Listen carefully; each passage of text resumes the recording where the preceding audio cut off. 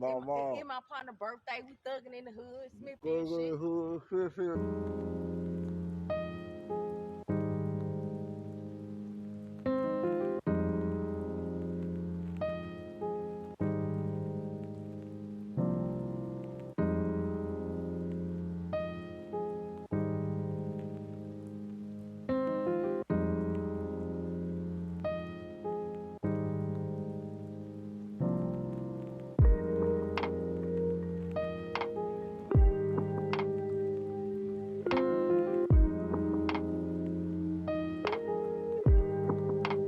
Smiling, always having fun. And her last day on earth was tough for me because the last thing I told her was, I'm gonna let you work as much as you can. Says she doesn't want other families to have to experience what she's going through. That's my heart. And this right here, this is just something I just wasn't planning on doing.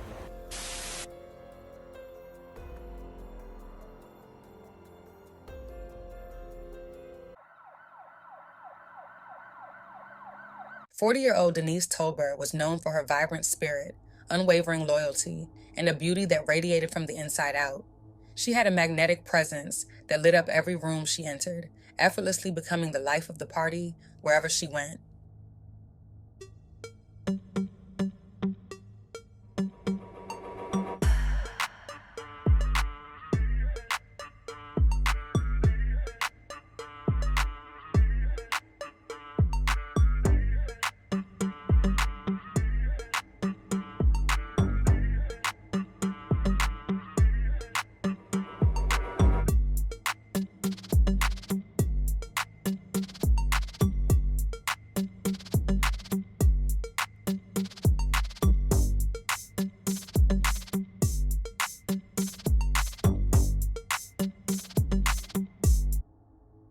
With her infectious laugh, warm personality, and ability to make anyone feel welcome, there was truly never a dull moment when Denise was around. A proud graduate of Parker High School, Denise worked at Topgolf, where her co-workers and customers alike appreciated her energy, charm, and dedication. Outside of work, one of her greatest joys in life was being an aunt. She embraced the role wholeheartedly, showering her 10 nieces and nephews with love, guidance, and affection. To them, she wasn't just Aunt Denise. She was their cheerleader, confidant, and second mom. But that bright, beautiful light was tragically extinguished far too soon. A devastating turn of events would unfold, forever altering the lives of those who loved her most and leaving behind a void that can never truly be filled. Just before midnight on September 24th, officers were dispatched to a residence following reports of a shooting.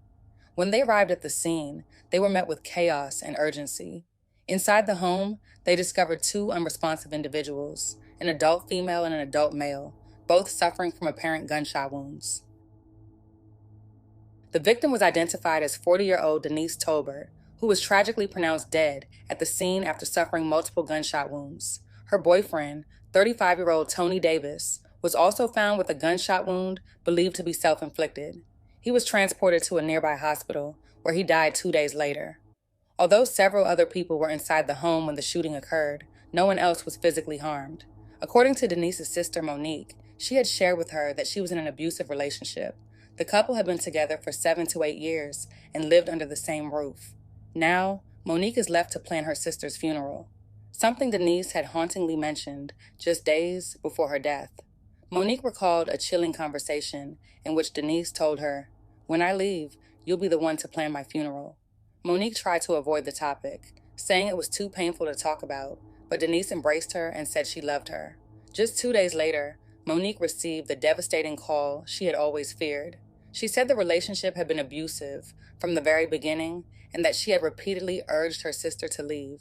As she now navigates the heartbreak of laying Denise to rest, Monique hopes that no other family has to endure this kind of pain. She wants Denise's story to be a wake-up call about the dangers of domestic abuse and the urgency of seeking help before it's too late. Friends and family flooded social media with heartfelt tributes, memories, and expressions of grief as news of Denise Tolbert's tragic death spread. Many shared photos, personal stories, and messages of love, reflecting the deep impact she had on those around her. The outpouring of support painted a picture of a woman who was cherished, admired, and deeply missed. Amid the sorrow, loved ones also used their posts to call for awareness around domestic violence, urging others to speak up, seek help, and protect those who may be silently suffering. My daughter screaming to the top of her lungs that her auntie was dead. Monique Talbert describes what it was like getting the worst phone call ever early Thursday morning. I was trying to figure out which auntie she was talking about. Once she said Denise, my heart stopped. According to the Jefferson County Coroner's Office, Denise Talbert was shot on Kaiser Road late Wednesday night. Birmingham police say the man who shot her also shot himself. He was taken to the hospital with life-threatening injuries. Talbert's sister tells us Denise had confided to her that she was in an abusive relationship. Now she's having to plan her funeral, something she says her sister actually mentioned a few days before she was shot. She was telling me how she wanted her funeral. She didn't want to be cremated. She wanted a casket. But I told her, don't never do that again, because that's not a conversation I want to have. Me burying my little sister, like, that's not something I want to have a conversation about. Well, we're just so devastated to hear about this homicide, and our hearts go out to the victim and those who love her. Rebecca McWilliams with One Place Metro Alabama Family Justice Center is attending a conference on domestic violence and firearms this week. She offers this advice to those in need of support. The most important thing for someone experiencing domestic violence is for them to know that they don't have to navigate it and figure it out alone. As she plans a funeral, Talbert says she doesn't want other families to have to experience what she's going through. That's my heart. And this right here, this is just something I just wasn't planning on doing. 40-year-old Denise Talbert was laid to rest on October 4th, surrounded by heartbroken family and friends who gathered to honor her life, mourn her loss, and celebrate the vibrant spirit she brought to everyone around her. The service was filled with love, memories, and a deep sense of grief, as those who knew her said their final goodbyes to a woman whose light was taken far too soon. The story of Denise Talbert is a heartbreaking reminder of the deadly consequences of staying in an abusive relationship. It shows how love, loyalty, and hope can sometimes keep victims tied to dangerous situations, even when warning signs are clear. This tragedy highlights the importance of listening to survivors, taking their fears seriously, and offering real support before it's too late. It also highlights the lasting pain families endure and the urgency of raising awareness about domestic violence so that others may find the strength to leave and seek safety before tragedy strikes. Rest in peace, Denise Talbert. Smiling, always having fun. Her last day on earth was tough for me because the last thing I told her was, I'm gonna let you work as much as you can to get out this situation.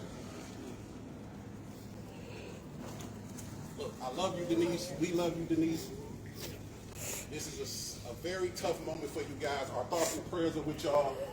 We love y'all. Y'all need anything, please don't be afraid to reach out. I'm a praying man. I'm a God-fearing man. And all I can say is to be absent from the body is to be present with the Lord. So, we love you, Denise. We're going to miss you. And you know, she family for life. Like I said, do not be afraid to reach out. Monique has my number. If you guys need anything, please do not be afraid to reach out. God bless y'all. We with y'all. Anybody